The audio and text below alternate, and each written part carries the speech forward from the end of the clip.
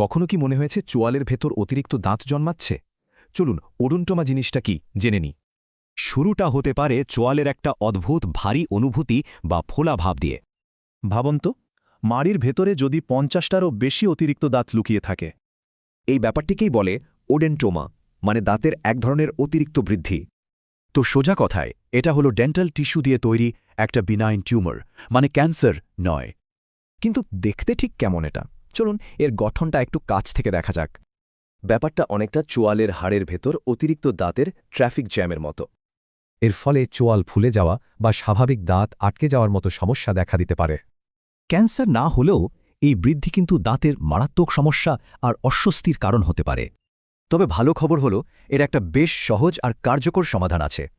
এর চিকিৎসা খুবই সহজ। একটা সাধারণ সার্জারির মাধ্যমে এই অতিরিক্ত দাঁতের গুচ্ছ ফেলে দেওয়া হয়। আর অপারেশনের পর চোয়াল পুরোপুরি ঠিক হয়ে যায়, সমস্যারও সমাধান হয়ে যায়। এ থেকেই বোঝা যায় সমস্যাটা শুরুতেই ধরতে নিয়মিত ডেন্টিস্টের কাছে যাওয়াটা কতটা জরুরি। তাই লক্ষণগুলো খেয়াল রাখুন আর অবশ্যই একজন বিশেষজ্ঞের পরামর্শ নিন। শেষ প্রশ্নটা হলো, দাঁতের স্বাস্থ্যের দিকে কি ঠিকমতো নজর দেওয়া হচ্ছে?